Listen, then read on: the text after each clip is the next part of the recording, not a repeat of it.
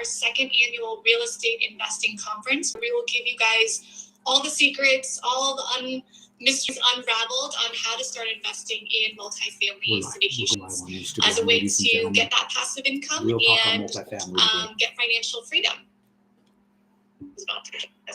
Here live. So here we go. Hi, Jerome. How are you guys? Good, thanks. How are you doing today? I'm doing really well. Thank you guys for having me. Oh my gosh, we are so excited to have you join vsbcon 2023 this April 28th through 30th in Scottsdale, Arizona. Who doesn't love Arizona, right? Love it. It's been good to me. Arizona's been such an incredible market to me. I got stories that go back all the way to the late 1990s, but I'm not going to bore you guys with those today. Some other time over drinks, maybe. Yeah. But yeah, as I mentioned to the listeners here, we have Jerome Maldonado, one of our keynote speakers at vsbcon 2023 in Scottsdale, Arizona. For those of you who are looking for a free ticket, we are raffling off one free general admission ticket. So you'll have to DM me below, send me your email address, and we'll pick a winner very shortly after this Instagram Live. But first, Jerome, why don't you start by giving the audience a little bit more about your background and how you got started in real estate? Sure. Thank you. So I'm a traditional business entrepreneur by trade, by heart. I started in multi-level marketing back in the 90s, and through unfortunate circumstances, which a lot of entrepreneurs go through on their road to success, the FTC shut down the company I was a part of back in 1997, and I landed up going back to college. And when I was back in college and finishing up my pharmaceutical degree, I started doing drywall and metal stud framing as a little side business, and I got into concrete work.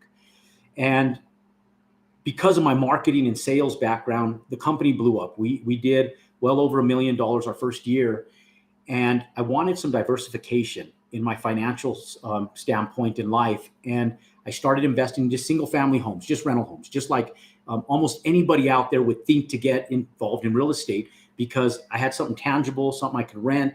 I felt like I had an asset. And I quickly realized that wasn't a sector that I wanted to stay in because it was a hassle dealing with the tenants. And so I started building homes, and then I started building retail centers, and I was doing value add, where I would take old retail centers, repurpose them, and then lease them. And that was an incredible business model all the way to 2008. But in 2008, we got crushed by the recessionary market that hit. The financial crisis beat us up really bad, really changed our business model substantially. The single family residential development continued to thrive for us in spite of the housing market compressing. Believe it or not, that's actually what kept us alive. And then we went into Phoenix and we started investing in multifamily fourplexes, just little. And then I got back into the single family homes, but I did it as a portfolio, buying a lot of them. And I accumulated 64 units of fourplexes. And I landed later selling that entire portfolio in 2016, migrating into like an 84 unit multifamily apartment complex that I purchased for $7.8 million. I still own it today. It's now valued at over $15 million. And we were able to take that one plus another one that we bought in 2016, which I still own today as well. And I felt like the market was getting compressed as far as cap rates by 2018. So I started developing and building them again, just like we did retail back pre-recession. And so we got into this affordable housing model, which has been absolutely incredible in regards to an economic standpoint. And so now we're doing ground up vertical construction on ground up multifamily affordable housing, quote unquote affordable housing model. And we build and hold all of our assets. And so we've transformed a lot of our business model over the year, but that's kind of how we started, and that's how we migrated to where we are today. And there's a long road in between, but that in a nutshell kind of gives you guys a general feel for where we started and where we're actually at today in regards to our business standpoint and mindset. Yeah, I love that. And to your point, we are millions of units in deficit in terms of housing needs. So building affordable housing is definitely a great strategy. And you've clearly been successful in the many, many years that you've been in real estate. So, can you kind of walk through the steps? What would you attribute to making you so successful? Did you have a mentor? Did you follow a coaching program? How did you become so successful? I had a mentor early years, and that started in my network marketing days. One of the big things that that it was advantageous for me in multi-level marketing was the fact that that was instilled in us. It's kind of the business model in multi-level marketing is to get mentored, right? It's to get taught by experts that are better than you. And so at a very young age, I was truly blessed to have that framework instilled into my DNA. And so I did. I had more of a financial coach, not a real estate coach. I made a lot of mistakes along the way. But in spite of all the mistakes I've made, I'm here today. And I do, modestly say we've had a lot of success in real estate. And I'm grateful for everything that we've done. In spite of all the ups and downs, the trial and turbulence that we've went through over the years, the good outweighs the bad by scale. And so we've been blessed. But yes, I contribute my success to having successful mentors that I've listened to and reframe the way I was raised and thought through the traditional ways of traditional education. I'll tell you that the mass majority of my success comes from long-term consistency, though. This isn't like a get-rich-quick deal. There's true viability in it, and there is more viability in certain sectors. Your ability to acclimate and transition through time as times and economic times change themselves. Your ability to adapt and acclimate to those are super important. Those people that say stay in one asset class and figure it out and become an expert in it. I think there's some truth to that, but I think there's more truth in withstanding the test of time itself and being consistent at it and being adaptable to economic and life changes that are outside of our controls. There's a greater being up there that controls things, turns on and off the lights a little bit quicker than sometimes we ourselves can do ourselves. And he has a different game plan for us. So with that said, being consistent over the long haul has really contributed massively to our success. And, just knowing Jerome over the last year or so, Jerome you've got a passion to help other people be successful and have the right mindset. So for those, of us out here and folks listening in today, what would you say is the number one thing someone needs to do about their mindset to be successful in any industry, really? Yeah. This is probably the hardest part of anything in success. I tell my kids this with sports, that 80% of success has to do with mindset. We're all like athletes, professional athletes. They're all trained the same way. You go Division I college athletes, they're trained the same way. They've been doing that sport forever, since they were kids typically, and they've been trained day in, day out. But what's the difference between the ones that truly succeed to a higher level and the ones that just are mediocre and never really hit that higher level? And the answer to that is the ones that hit that higher level are the ones that work on themselves personally. It's a mindset thing. I was on a call this morning, and one of the biggest things is one of the guys said, "Hey, I can do the painting," and he was giving me all this list of items that they can do to save money. And I told him, without saying his name, I told the individual, I said, "Look, you need to get out of that mind frame. You're no longer the employee. You're not looking to save money. Your time is too valuable. You need to make money. In order to make money, you got to free up time. Time is essential. But our brains are wired to go out and become employees for companies. And so we're used to trading time for money. And this is a different mindset. Like being an entrepreneur and being in business has nothing to do with real estate. It has everything to do with how we're taught. And after the Great Depression, during when our legislators, our world leaders were sitting back, the wealthiest people in the world were sitting back, they said, let's create universities to educate people so we have educated, well-thought people to employ, not compete against us, not to become entrepreneurs. So I told him, I said, look, you need to stop trading time for money. Your time's too valuable. Get out of that mindset, and you have to start thinking in reference to how to maximize profits and utilize your time wisely. And for a lot of people, the hardest thing is just that, because we're not taught that in school. Our moms and dads, for the vast majority of us, didn't teach us that. And so making those mental shifts are really tough for a lot of people. And so it's truly important that you're around synergy that actually, and people, the synergy of people that are actually doing this, right? And it's hard to find. So it's great. So like this event that we have coming up with Vertical Street Ventures in April is a huge, huge attribute for you guys because one, they're super expensive to put on, first and foremost, a ton of work.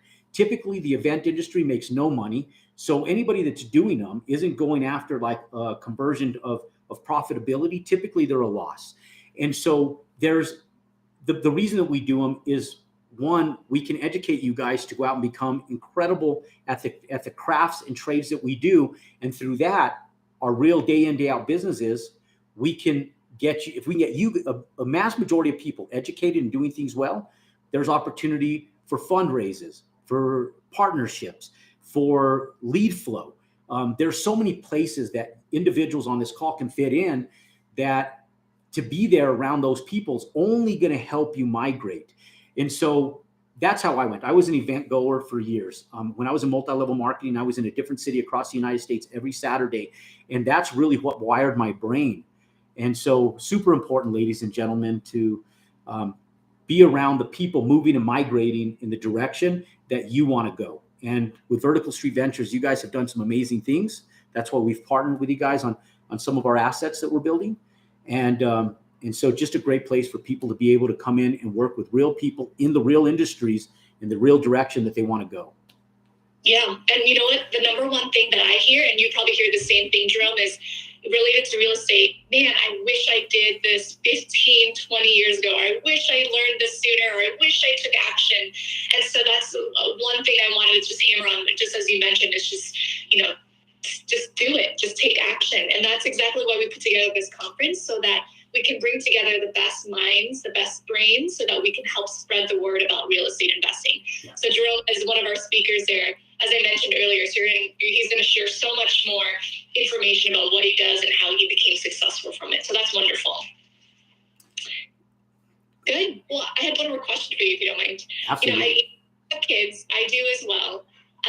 What are you teaching them about passive income and real estate? I'm just curious, so I can share and reapply that as well. Probably not enough. But and here's why. Kids are stubborn. And dad is dumb. Okay, mom's dumb, dad's dumb. We know nothing, right? Like that's just the way life is. So as much as I try to teach them leadership, and people learn by what you do, not by what you say. You're already doing it. The advice my mom gave me, my mom's not an entrepreneur. She doesn't even understand this world, but I think it was the best advice. She goes, we grew up in an era where we got spanked and swatted when we were kids and we did wrong. She goes, don't hit your kids and just love them indefinitely. Those are the two biggest things. Now, I've had to spank my kids from time to time, but we were spanked in a different way when I was growing up. Okay. So I've taken that to heart, and I've utilized those two things. Just love them indefinitely and don't abuse them. Okay. But your kids, ladies and gentlemen, are sponges. And I got true affirmation with this. I was one of the largest Subway franchisees after 2008 in New Mexico and Southern Colorado. And it was a tool to fill real estate for me. I was hiring a different demographic of people. And I had this heart space to try to mentor these kids to make them better, right? And I would hire just about anybody who I felt I could make a difference in their life. We had well over 150 employees through our Subway, through our Subway stores. And it's a different demographic of people than we get in construction. Definitely a little bit lower social economic class. Nothing against that, but the mindset was totally different. And with kids, we were hiring a lot of kids. And as crude as this might sound, you can't fix stupid, okay? And so meaning that these kids came from parents that had no financial literacy, no type of example set for them. And hence, no matter how hard I tried, and I tried hard, I couldn't change them. So I changed my business model. And I made it a requirement that the kids that came in and worked for our team had to be in school. If they were young, they had to be in school. They had to be in some type of activity. It didn't matter if it was soccer, it didn't matter if it was a sport, athletic, student union, the chess club, didn't matter. But they had to be in school, in something, and work. Because people that manage time and are busy get more done than people who have nothing. And as an employer, from their standpoint, we go, well, they're too busy. They can't work. Doesn't matter. When they can work, they show up, where other people don't. And so with our kids, I just tell my wife, you know what, we're imperfect. And as many times as I feel like I'm the imperfect father, I just know that if the mass majority of the time I just set good examples for them with who I am as a person, as a man, as a dad, as a husband, as an entrepreneur, as a business person, they're picking that up, believe it or not. My son was a perfect example of that this year. He's in football. There's a lot of politics involved in any sport, anything that they do. As parents, I know you probably have recognized that in soccer or whatever it is. My kids were gymnasts. My son loves football. It's daddy ball, we call it. And there's a lot of political stuff involved. But I told him, just keep showing up. And I set an example of that every single day. And I utilize that as examples. And in spite of us feeling like they're not listening to absolutely anything we're telling them, they're watching what we do each and every day. So in my heart, even though my kids are still in our house and they're not, my daughter's 12, my son's 15, I truly believe that their future success will be affirmation as to what we have done is successful or not successful. And I truly believe that we're leading them up a successful road. We talk to them about it. It's not every day. We don't try to force it and force feed it into them. We have 18 years to give them life, right? And through those 18 years, there's a lot of time in there that we're sharing our influence with them. So just share your influence well. We're going to make dumb mistakes. I do it all the time. I talk too loud to my wife sometimes, and she feels demised, and then she has to bring me down. And my daughter learns like, hey, this is the right way to talk to a woman. This is the wrong way. This is the right way to do things. This is the wrong way. And we all make mistakes, right?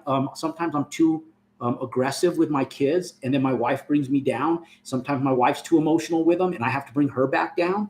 And so it's a team sport. And I just truly believe that in spite of all our imperfections, because I know parenthood, and I love my kids, and I'm involved with my family, and I try to be there for them in every way I can. I want them to do good things. So as much as my heart is attached to my kids first and foremost, and my wife, I just feel like long term, the duration of that 18 years is going to speak for itself. So hopefully they pick up more good than bad, and those great attributes that we are raising them with as entrepreneurs and business people in the fields that we're in rub off on them in a fashion where we don't do it behind closed doors, but we do it in front of them. And I think if we do it in front of them, they're going to pick that up, and ultimately they're going to migrate to that level. With my son, he did this AAU competition, and the coach reached out to him and said, hey, do you have any other football players from your high school team that can help us in this AAU competition that you can fill? My son was on there like I would be putting a deal together, text messaging the best players, the best running backs, the best defensive backs, the best linemen. He was the quarterback, the best receivers. And he masterminded this whole team. And I go, so who's coaching you? And then he actually ended up getting him a coach too from one of his private lesson coaches. And through no influence of ours, but through all influence of ours, he masterminded this like super team. And I told my wife, I said, he's getting it. Like that work ethic. He was sitting there at dinner, and they're not allowed to have their phones. I was like, Jacob, phone off. And he goes, hold on, Dad. I'm talking to Dwayne, his coach. And he was putting this together. And I go, okay, now phone off. And I go, what are you doing? He goes, I think Dwayne's going to coach us too. We need a coach. And they're getting stuff. They're seeing stuff. And as small as it might be at that time, it's bigger than what we actually realize. And it's all through influence. Yeah, I couldn't agree with you more. And, one of the things, last year at our conference, we had some parents bring their kids, 18, 19, 20-year-old people to a real estate conference. And that just proves, what you can influence, seeing them, having them see you in action and exposed to what you were trying to do is, I think, super important. And we have a special happy hour session and a morning breakfast for young investors is what we're calling them as well at this conference. So it's a prime example, a great way for you to bring your kids along for the ride in terms of your real estate journey. So I love that too, in terms of, what you were just talking about. Yeah. Awesome. Well, I think our time's run up here, but I just wanted to let you guys know again, Jerome Maldonado is one of our amazing speakers at vsbcon 2023, this April 28th through 30th in Scottsdale, Arizona. We have Ken McElroy, we have Jay Liebig, we have Zach Haptonstall. We have so many more great speakers, David West, Siri Lindley. So join us visit vsbcon.com, and you can use the code Jerome for 10% off your discount off of your ticket prices. And for those of you who want to join the raffle for a free ticket, put your email into the chat box or DM me personally, and we'll put your name in for a free ticket to vsbcon. But Jerome, thank you for the time here. This was awesome. I can't wait to have you on stage in April. Hey, it's my pleasure. And I thank you guys and all of the team at Vertical Street Ventures for allowing me to share your stage and be a part of your community. Thank you guys, and God bless you all. All right, guys. Have a great rest of your day. Take care. Bye. Bye.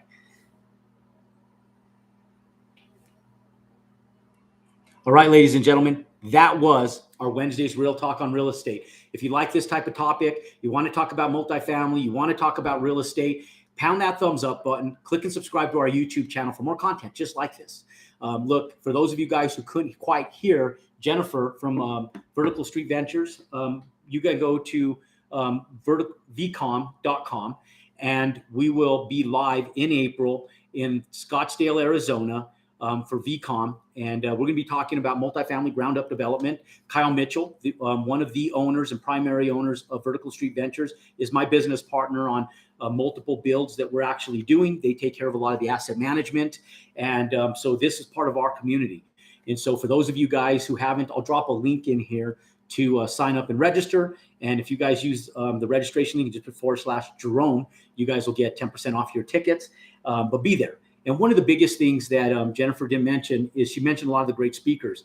But ladies and gentlemen, just like real estate domination, one of the biggest things that you guys have to realize is that there is greatness in proximity. So get down there. These are real action takers. These are real business people that are doing real things. In spite of the big names and the speakers and stuff, to be around people that are actually tangible, because the internet's full of bullshit, guys. You guys know it. I know it. Right? Like I know that 90% of people that show up on this screen on any platform are full of shit. Okay, period. I'm just real with that. And they're full of shit.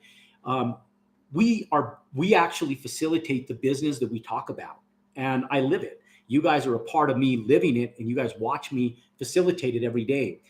So these are part of my business people that I do business with. This isn't my event. This is their event. They're independent of me. But these are our people that are doing real deals. That's where we make our money from. So if you guys want to be a part of what we're doing in 2023, 2024, see where the market has migrated even since real estate domination in November, this is the place you guys can do it and be around an incredible community in the multifamily and development space. I'm going to bring the development space to the conference, but the multifamily, the syndication part of it, the asset management part of it, all of it's going to be exposed to you guys in true reality of people that are actually working professionals. So don't miss it. Get down there. It's not just about learning. I'd say that more than 60% of being at these events is networking, being around the right people. So anyways, you guys go out and make it a great day. Crush it. Pound that thumbs up button, click and subscribe to our YouTube channel, and we'll see you guys next Wednesday for our Real Talk on Real Estate. You guys make it a great day. God bless, and we'll see you next time.